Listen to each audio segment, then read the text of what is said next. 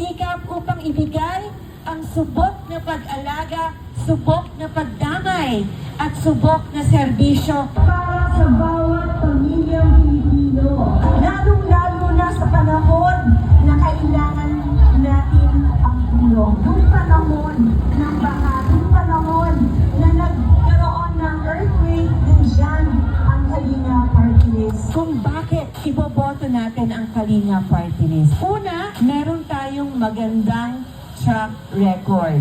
We are focusing on good governance.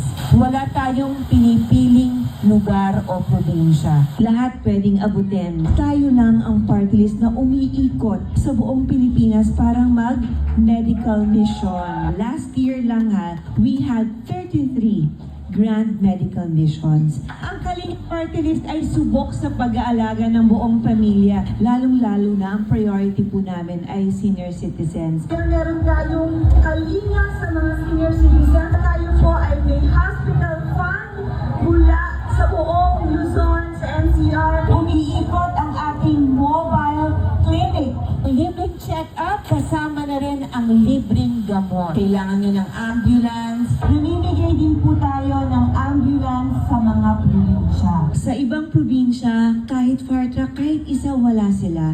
So nagbibigay po ang Kalinga Party List ng fire truck. Kailangan nyo ng medical assistance. Meron po tayong guarantee letter para mabawasan ang ating bill sa ospitals. Pagdating naman po sa edukasyon, Bilang Vice Chairman ng Basic Education and Culture, sa Congress po, isinulong po ng inyong lingkod yung mga hindi kayang makapag-aral sa private school. Nagbigay tayo ng subsidy para po ang mga nasa public school makapag-aral sa private school.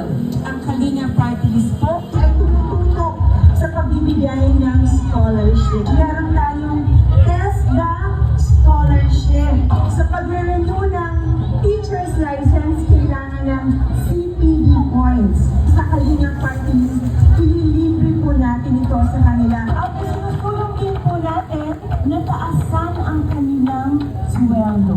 Kaya po tayo ay nagbibigay ng akap ng teacher's subsidy para makabawas ng kanilang financial burden. pwede rin po kasi kami magbigay ng infrastructure, multipurpose building, covered court, classroom. yung mga walang trabaho, mabibigyan natin sila ng madali ang tugon sa kanilang pangangailangan. Yung mga may trabaho, syempre hindi po sapat ang kanilang kinikita. Nagdagdag po ng financial assistance ang Kalinga Party List.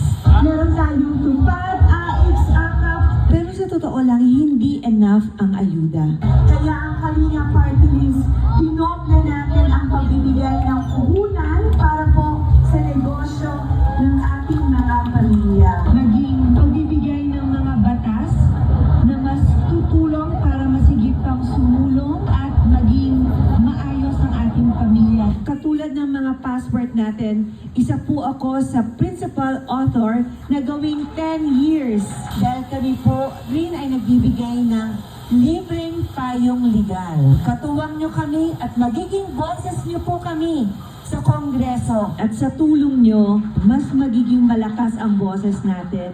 Maraming salamat po. Muling iboto, Kalinga Party List, number 79.